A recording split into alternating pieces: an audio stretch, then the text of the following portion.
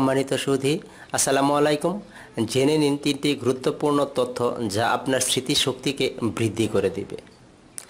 ছোটোখাটো জিনিস ভুলে যাওয়ার সমস্যাটাকে যতটা সহজ ভাবা হয়, বিষয়টি কিন্তু ততটা সহজ নয়, কারণ এর থেকেই সমস্যা শুরু হয়। আর তাই স্মৃতিশক্তির এই বিষয়টিকে সতর্ক থেকে দ্রুত স্মৃতিশক্তি বাড়ানোর জন্য কাজ করা উচিত। আজকে কিছু বিচিত্র কার্যকরী উপায় জানিয়ে দিচ্ছি, যা খুব সহজে আপনার স্মৃতিশক্তি উন্নয়নে কাজ করবে। সবুজ ঘাস।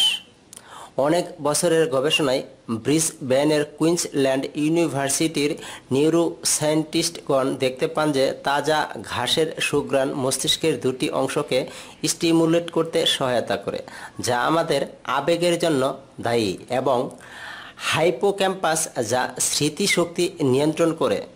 আর এই স্টিমুলেশনের কারণে শ্বাসের সাথে তাজা ঘাসের সুঘ্রাণ নেওয়া মানসিক চাপ দূর করতে, মস্তিষ্ক রিল্যাক্স করে এবং স্মৃতিশক্তি উন্নত করতে সাহায্য করে। চুইংগাম। বিশ্বাস করুন আর নাই করুন না কেন, চুইংগাম চেবানোর সাথে আমাদের মস্তিষ্কের সজাগ ভাব এবং স্মৃতিশক্তি বৃদ্ধির দারুণ সংযোগ রয়েছে। দুটি গবেষণার ফলাফল হিসেবে জার্নাল অ্যাপেটিটে 2002 সাল এবং 2004 সালে প্রকাশ করা হয় এই তথ্যটি।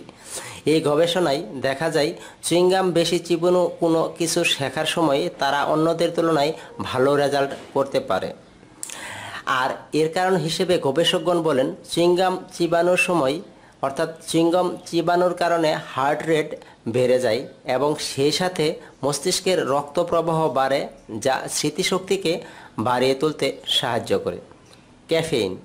ক্যাফেইনের খারাপ দিকগুলো সকলেই জানেন, কিন্তু এই তথ্যটি জানেন কি, ক্যাফেইনের রয়েছে মস্তিষ্কের সজাগ ভাব এবং স্মৃতিশক্তি বাড়ানোর দারুণ ক্ষমতা রয়েছে। বিগত 5 বছরের বেশ কয়েকটি গবেষণায় দেখা যায় যে ক্যাফেইন শর্ট টার্ম মেমোরি এবং নারীদের মধ্যে স্মৃতিশক্তি হারানো প্রতিরোধ করতে বিশেষভাবে কার্যকরী।